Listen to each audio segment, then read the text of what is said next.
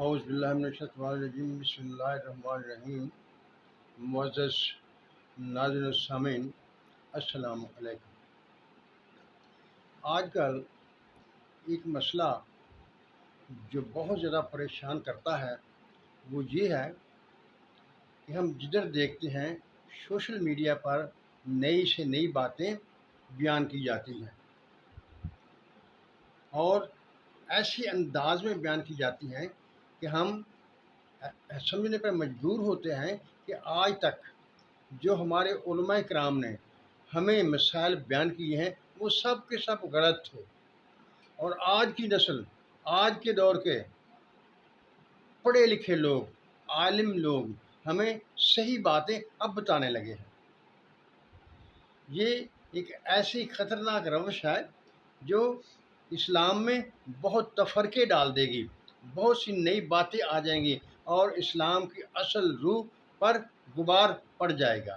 معزز ناظرین سامعین، اس کے لیے میں نے قرآن شریف کی سورۃ کہف کی ایک آیت مبارکہ آپ کے سامنے رکھوں گا اور اس سے بات کروں گا تاکہ آپ کو لوگ سمجھ آئے کہ کیسے کیسے نئی نئی باتیں سوشل میڈیا پر لوگ کرتے ہیں اور ان کا مقصد صرف اور صرف اپنی شہرت کے علاوہ اور کچھ نہیں ہوتا، اس کا دین سے کوئی تعلق نہیں ہوتا۔ دیکھیے، جب حضور اکرم صلی اللہ علیہ وسلم سے اصحاب کہف کی تعداد کے بارے میں پوچھا گیا تو حضور اکرم صلی اللہ علیہ وسلم نے کہا میں تمہیں اس کا کل بتاؤں گا۔ تو کچھ دن تک اللہ تعالیٰ نے وحی نہ بھیجی، جب وحی آئی تو اس کا جواب دیا گیا۔ سوال یاد رکھیے، کفار مکہ نے یہودیوں سے پوچھا تھا کہ ایسا سوال بتائیے جو ہم حضور اکرم صلی اللہ علیہ وسلم پوچھیں جس کا انہیں جواب دینے میں مشکل پیش آئے۔ تو یہودیوں نے کفار مکہ کو یہ کہا تھا کہ آپ حضور اکرم صلی اللہ علیہ وسلم پوچھئے کہ اصحاب کہف کی تعداد کتنی تھی۔ جب یہ سوال پوچھا گیا اور اس کے جواب میں اللہ تعالیٰ نے وحی نازل کی تو دیکھیے وہ میں آپ کے سامنے رکھتا ہوں۔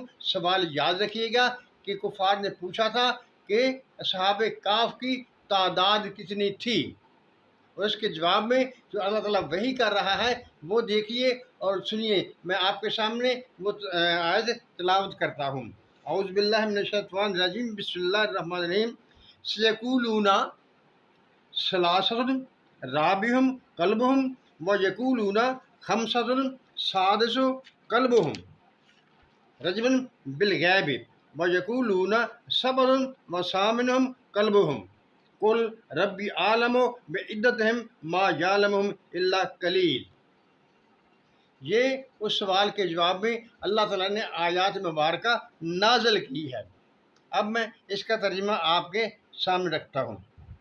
سیقولون کہتے ہیں، ثلاثۃ کہ تین تھے، رابعہم کلبہم چوتھا ان کا کتا تھا، یقولون اور کہتے ہیں، خمسۃ پانچ تھے، سادسہم کلبہم اور چھٹا ان کا کتا تھا، رجما بالغیب یہ سب ویسے ہی باتیں ہیں، یقولون اور کہتے ہیں، سبع سات تھے، وثامنہم کلبہم اور آٹھواں ان کا کتا تھا، قل آپ فرما دیجئے ربی عالم بعدتہم اللہ تعالیٰ ان کی ذات کو خوب جانتا ہے، ما یعلم الا قلیل اور اس کا علم کچھ ہی لوگوں کو ہے۔ اب دیکھیے پھر سے وہ سوال کو یاد کیجیے۔ سوال کیا تھا کہ اصحاب کہف کی تعداد کتنی تھی۔ آپ نے یہ نہیں سوچنا کہ ہم مسلمان کے طور پر اس آیات کو لے رہے ہیں، اس کا ترجمہ کر رہے ہیں۔ اگر ایک غیر مسلم ہم سے سوال پوچھتا ہے بتائیے اصحاب کہف کی تعداد کتنی تھی، تو ہم کیا بتائیں ان کو؟ 3 بتائیں، 5 بتائیں، 7 بتائیں، کیا بتائیں؟ حالانکہ قرآن شریف میں جو اللہ تعالیٰ نے بیان کیا ہے وہ اسی طرح سے بیان کیا ہے۔ پھر میں ایک دفعہ وہ بات آپ کے سامنے رکھ دیتا ہوں۔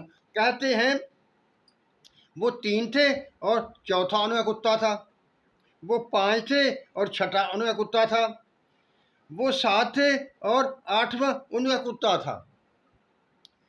اب جب سوال کیا گیا تھا اصحاب کہف کی تعداد کتنی تھی، تو آج کے دور میں جیسے لوگ مسائل کو بیان کرتے ہیں تو اس کے جواب میں صحیح طور پر اللہ تعالیٰ کو یہ فرمانا چاہیے تھا کہ وہ کتنے تھے، لیکن اللہ تعالیٰ نے ایک ایسے انداز میں سوال کو جواب دیا اور ساتھ میں یہ بھی بتا دیا کہ اس کو بہت کم لوگ جانتے ہیں۔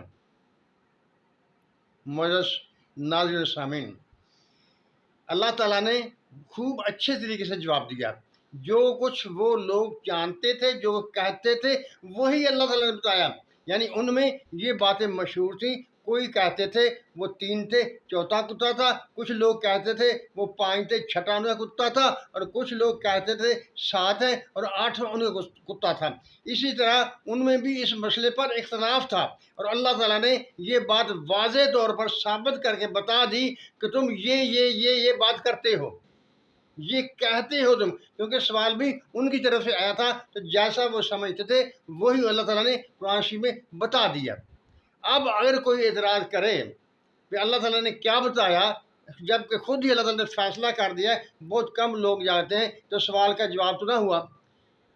معزز ناظرین سامعین، یہ میں نے مثال آپ کے سامنے اس لیے رکھی کہ جیسا سوال ہوتا ہے بسا اوقات جواب اس طریقے سے آتا ہے کہ اس کے پیچھے کے جو مضمرات ہوتے ہیں وہ سب کے سب بتا دی جاتے ہیں۔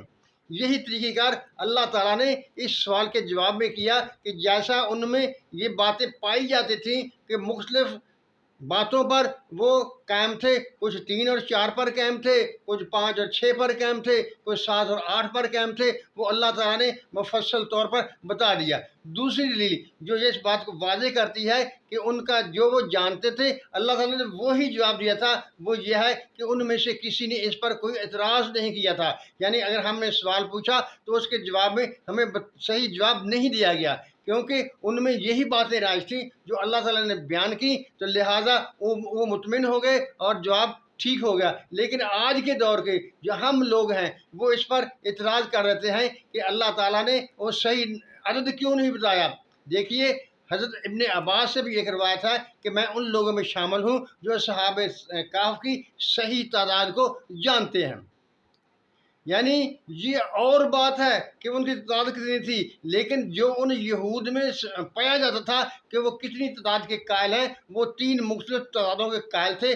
وہی قرآن نے 3 مختلف تعدادیں بیان کی ہیں۔